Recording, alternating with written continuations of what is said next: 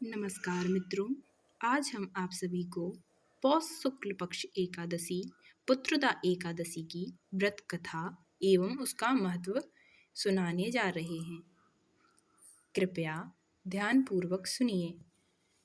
भगवान श्री कृष्ण बोले, हे युधिष्ठिर, पौष मास के शुक्ल पक्ष की एकादशी का नाम पुत्रदा है। पुत्र की कामना पूरी करने वाली है। इसके महत्व की कथा इस प्रकार है। एक समय भद्रावती नगरी में एक संकेतमान राजा राज्य करता था। उसकी स्त्री का नाम सैव्या था। विश्व विभूतियों से भवन भरा हुआ था। द्वार पर चिंतामणियों का प्रकाश था, परंतु राजा की आंखों में अंधेरा सा प्रतीत होता था। उसका कारण था कि उसके कोई संतान नहीं थी, उसका कोई पुत्र नहीं था और वह स्वर्ग के सुखों को नरक के समान कहता था। पुत्र कामेष्टि यज्ञ हजारों किए, लाखों किए, पर सफल एक न हुआ। देवताओं को लाखों प्रणाम किए, परंतु आशीर्वाद एक भी न मिला।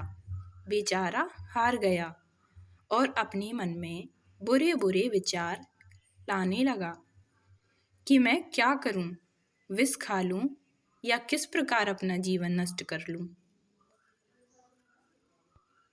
परंतु यह चिंता अच्छी नहीं। फिर विचार करने लगा, आत्मघात करना महापाप है।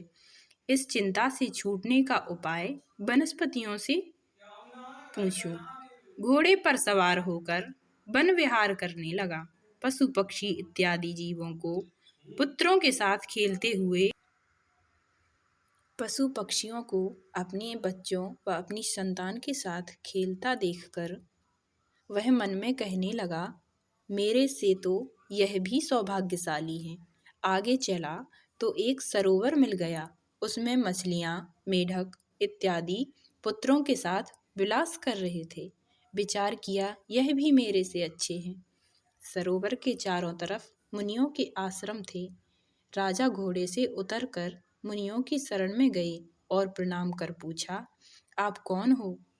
मुनि बोले, हम विश्व के देवता हैं। इस सरोवर को पतित पावन समझकर स्नान के लिए आए हैं। आज पुत्रदा एकादशी का पर्व है, जो पुत्र की इच्छा पूर्ण करती है। राजा बोला, क्या यह दिव्य फल मुझे भी व्रत करने से मिल जाएगा? विश्वदेव बोले, हमारी बात सत्य होगी, परीक्षा करके देख लो। राजा ने पूछा, क्या मुझे भी पुत्र रत्न की प्राप्ति होगी? विश्व देवता बोले, अवश्य ही तुम्हारा कल्याण हो। राजा ने श्रद्धा से पुत्रदा एकादशी का व्रत कर रात्रि को जागरण किया। प्रातः भवन में चला गया।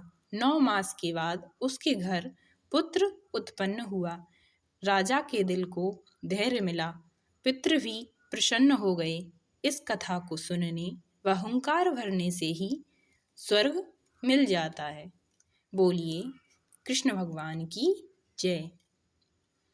इस दिन नारायण भगवान की पूजा की जाती है।